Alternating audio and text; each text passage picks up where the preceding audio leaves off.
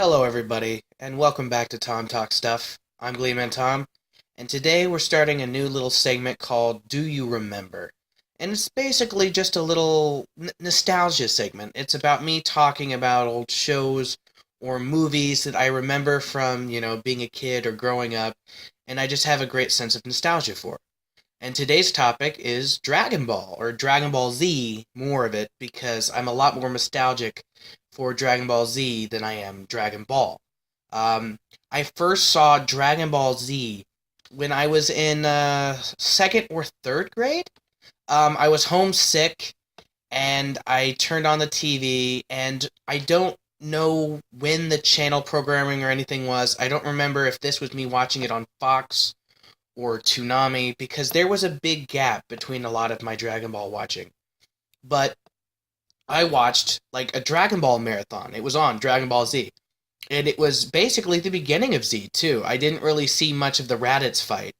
I saw like the tail end of the Raditz fight, and then Goku's dead, and I'm like, whoa, this is like my first episode, and like supposedly the main character's dead. This is crazy. And there was all him running on Snake Way, and it was just really good. And from that moment on, I was hooked.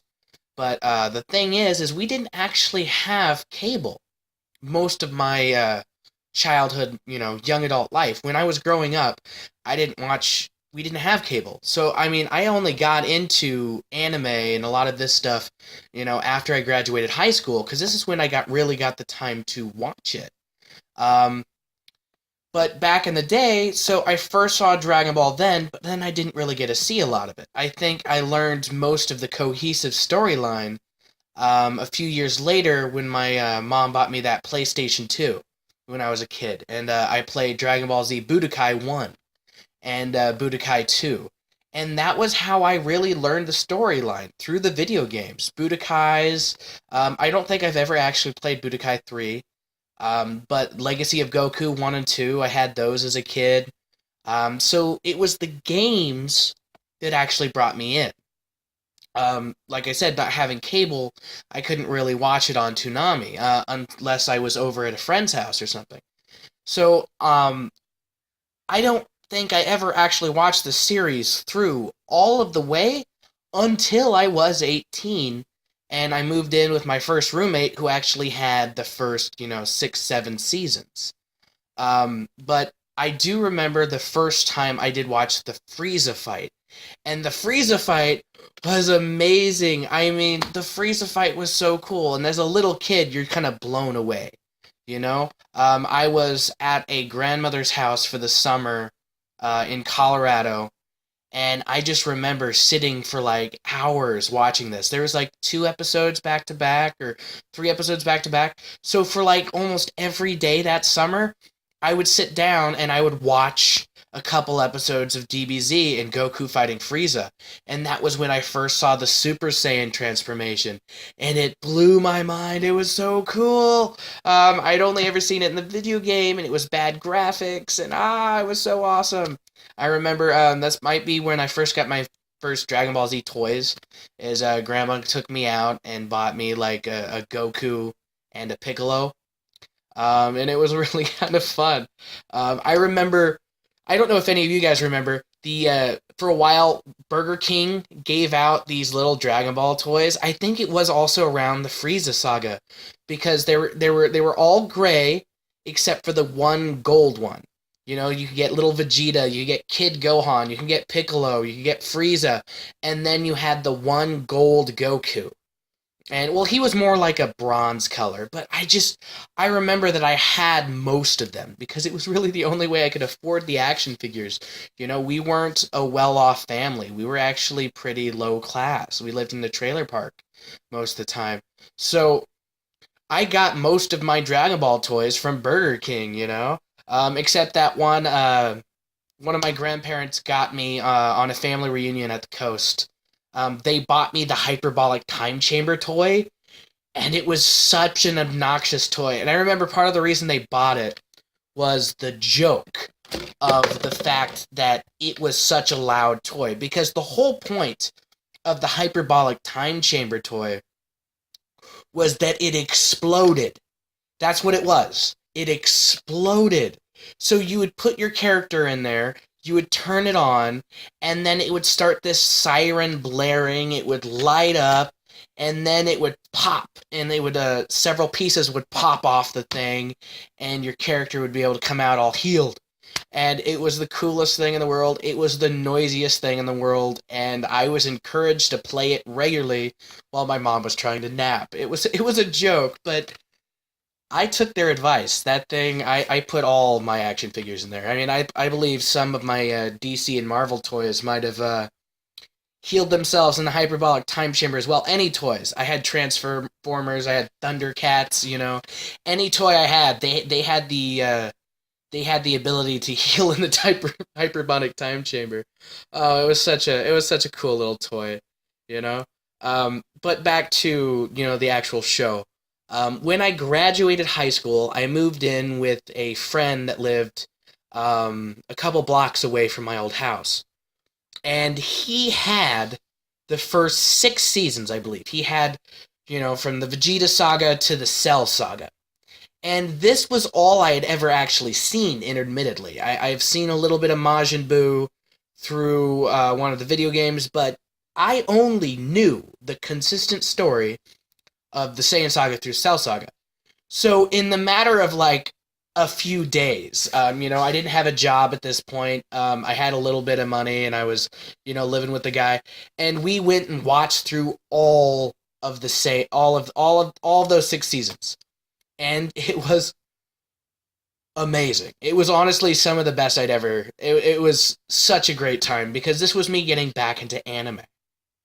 And I'd always loved anime, but I hadn't really get to see much of it. I remember watching a couple episodes of Yu Yu Hakusho up at a grandmother's place in Colorado. I remember on Adult Swim in the middle of the night. It was the one where Yusuke's running through the forest during Genkai's test, and he meets the Bat Dude.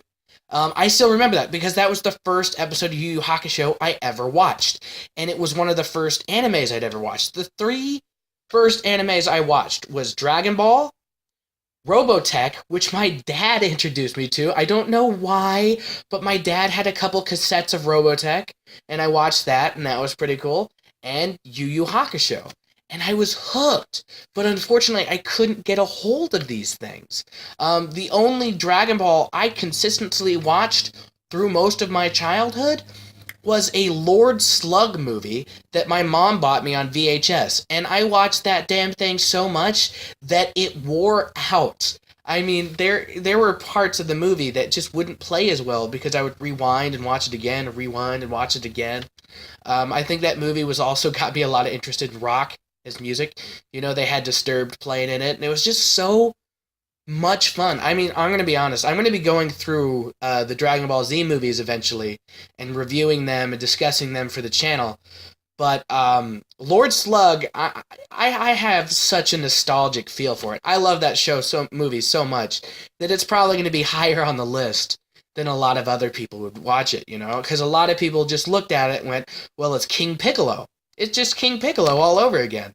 But by the time I watched Dragon Ball through and through, I was like, oh, that's Lord Slug, because that was the order I watched it in. So, like I said, roommate, I watched through all of Dragon Ball, DBZ, season 1 through 6, and I ran out and I bought season 7, and I remember that, and I was so excited.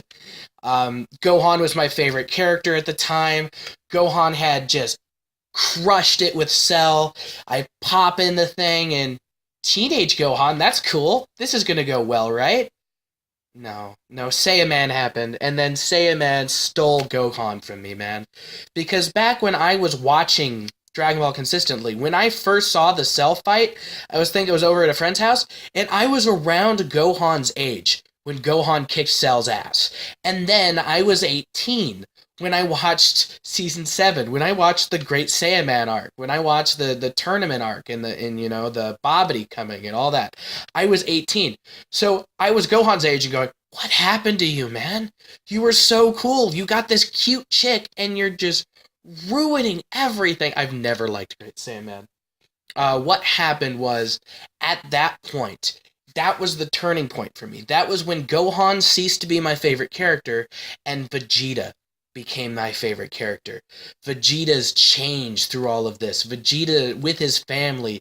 Vegeta hanging with Trunks. Vegeta's midlife crisis. I'll admit I didn't have the money to buy season 8 and 9. I didn't. I'm not gonna lie.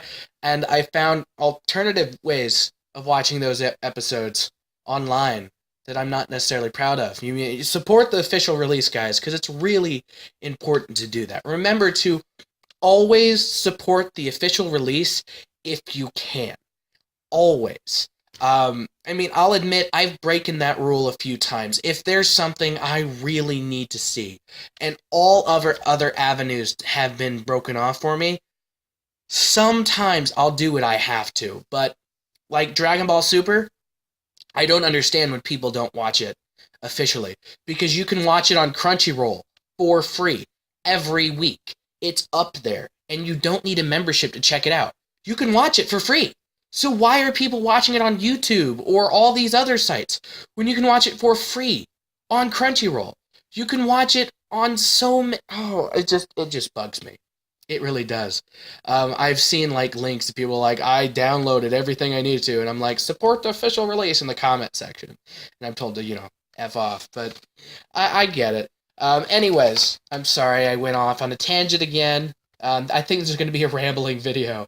So I finished DBZ, and I was amazed. It was amazing. Goku actually beat someone with a spirit bomb. I remember when they were pulling out the spirit bomb, and Hercule, because he'll always be Hercule to me, not Mr. Satan. I need to remember he's Mr. Satan now, and not Hercule.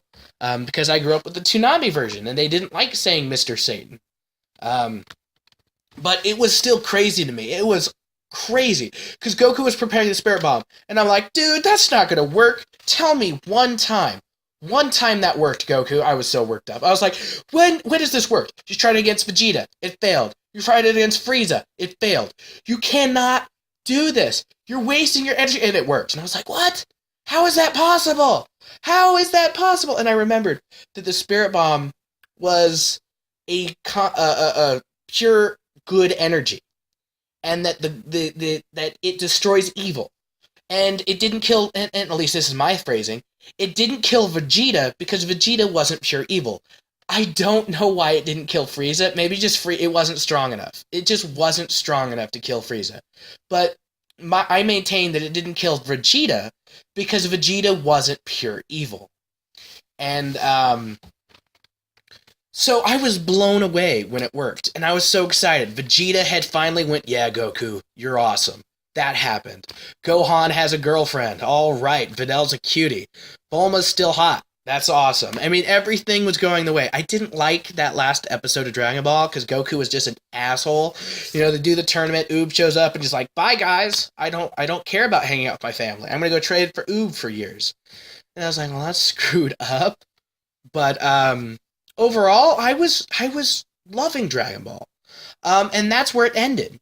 I didn't watch Dragon Ball again for a while. I watched it again about a year later when I moved, and I was in my own apartment now. And I rewatched all of Dragon Ball Z again. And loved it. This time I watched it all through in a single, setting. I watched all of Dragon Ball Z in a week. I don't know how possible that is. It might have taken me 2 weeks. I don't know. I didn't have work at the time. I was staying at home full time, and I watched Dragon Ball. I was lazy, guys. I really didn't make the best choices in life, but I'm trying to do things better now. But I watched it all again, and I wanted more. I needed more.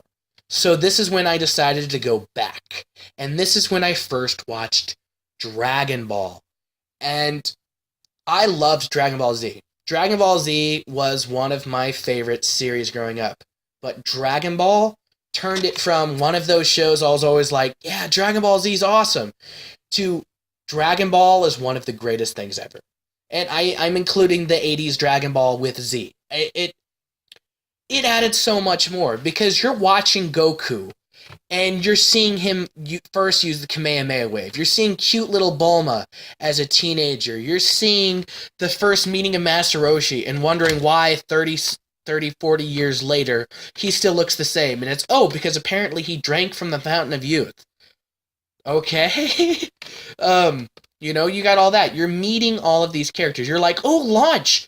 Oh, that was that one person that raised her hand for the spirit bomb. That's cool. Why wasn't she seen more? Oh, she was also in the beginning of the Saiyan saga. That's cool. And you learn more about Launch. You meet Krillin. And Dragon Ball really did. I like Dragon Ball Z. It's a great show. It's one of my favorites, too. I love Dragon Ball Z. I love Dragon Ball. And I will love them to the end. So when I finished Dragon Ball, I wasn't done. I needed more. And this is when I went to GT. And I couldn't do it. I don't think I got through 10 or 15 episodes before I turned it off. I hated GT. And let's be honest, guys. I'm not one of those people that are like, GT sucks. If you like GT, you're an idiot. But I'm one of those that say, I hated GT, and I don't understand what you liked about it. Super Saiyan 4 was cool. It wasn't awesome. I didn't think it's the greatest thing ever. I thought Super Saiyan 4 was cool. But I didn't also like it that much. It didn't seem consistent.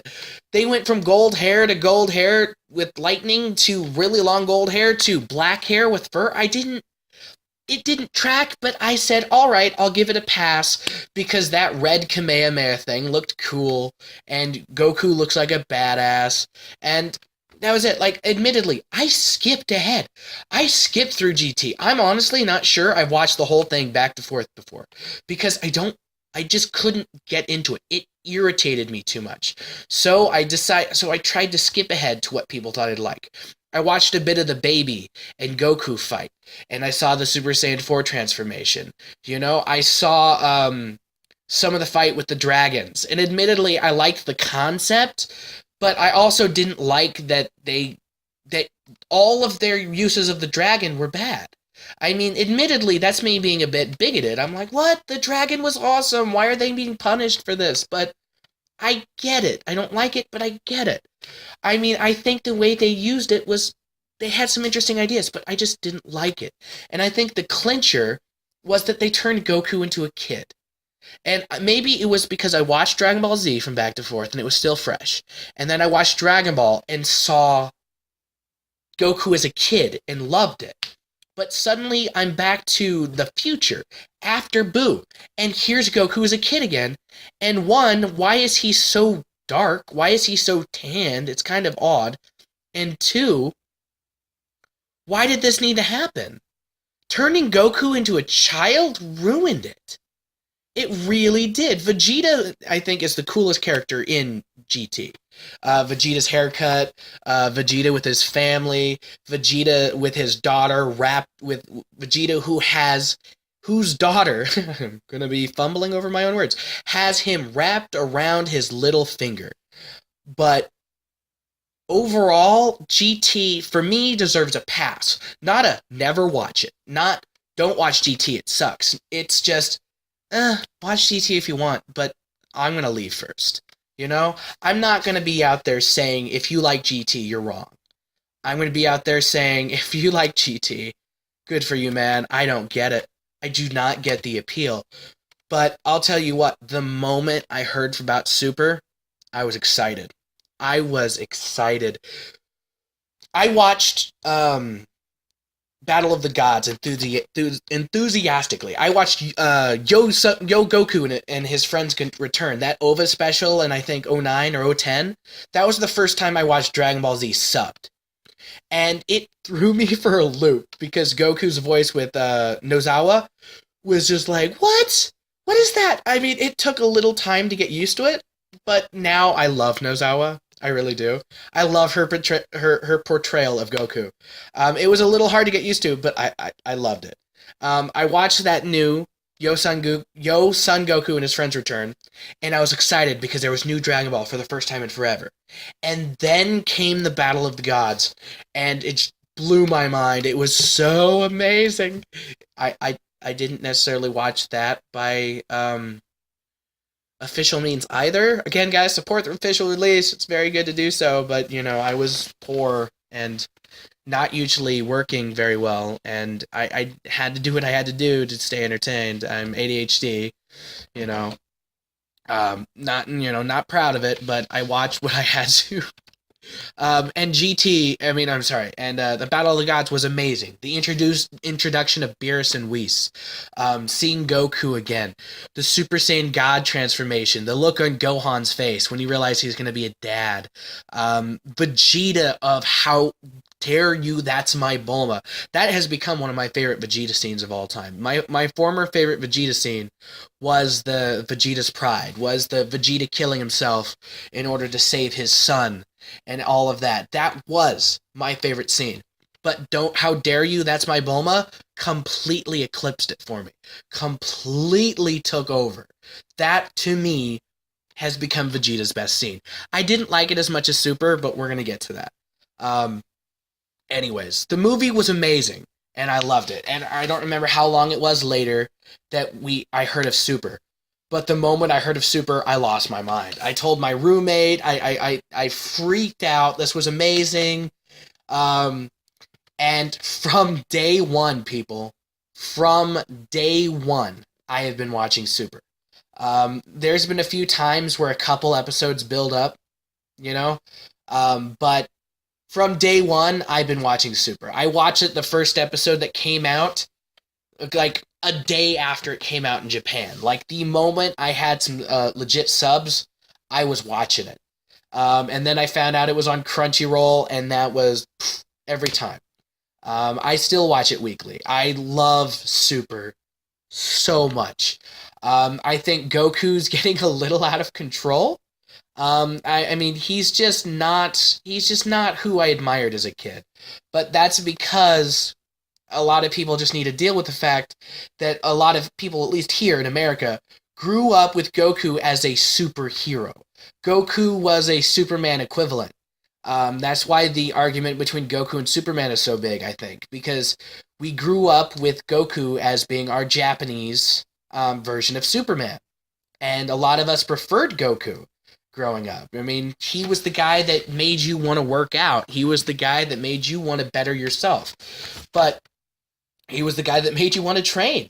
He was the guy that made you want to fight, But you learn that Goku was not a hero. Toonami did not portray him correctly.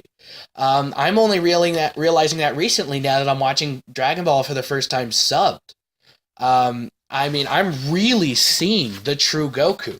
Because, the version I grew up with was let Vegeta go. He's going to, let him see a different way. Let him feel mercy. And then I watch it in the sub, and he's like, but him dying now would be such a waste. Let me have this selfish request, Krillin. I want to fight him again. And you're like, what? Really? Krillin, stab that mofo, I mean, you don't really. I mean, you kind of say it, but by then, I've seen all the way through everything, and I love Vegeta. He is my favorite character. But still, I mean, he just laughs and flies away in his pod. I mean, I just can't wait to watch the rest of the series in sub. I do not know how I went this long without watching the series in sub. It's kind of shocking to me that so much time went by and I never watched Dragon Ball in sub. That just blows me away. But I'm finally getting to it. I've been busy recently, and if everything goes right, I'm going to be moving in a few weeks. I'm going to be getting a rental car and driving down to Colorado, and it's going to be crazy. It's going to be crazy. I mean, it really is. But I think that might be about it. I think I've just discussed my nostalgia with Dragon Ball. I love the series, guys. I am so excited to go on. I mean, honestly, I think Universe 6 arc, not the Universe 6, is that what it's called? The Universal Tournament. I think it's going to be one of the best Dragon Ball arcs ever. I mean, that last arc with Future Trunks, I was kind of, really, they brought back Future Trunks, because I know he's a very popular character, but I'm going to let you in on a little secret, guys. I always thought Future Trunks was I always thought he was okay. He's okay. He's passable. He doesn't suck. But I've never loved Future Trunks. Ever. I mean, my least favorite Dragon Ball anything, I mean, I wanted to say movie, but they're TV specials, so you can't. Is the future of Trunks. I'm gonna be honest, guys. I've probably watched that once or twice, maybe three times ever, and it's been years since I've really sat down and watched all of Dragon Ball. It's been years, but I almost never get around to that arc because that TV special because I don't care. I mean, honestly, I honestly don't like Trunks that much. He's not a bad character. He's not unthought out. He doesn't have. It's not that he has nothing to offer. I just didn't like him that much. I was a Gohan fan or I was a Vegeta fan, and Trunks just irritated me a lot. He was okay, and he's a badass, but yeah, just why would he not be strong enough to deal with this? Why I didn't like Gohan dying in the future. I just didn't think it all added out. I mean, to be honest, the Android saga always was a little bit iffy to me. Really, really, a human scientist built two androids, three androids, nope, four androids, no, five androids, all these androids now that can compete with a Super Saiyan. The legendary warrior who took out the overlord of space. You're saying this human scientist created an android that could beat Frieza?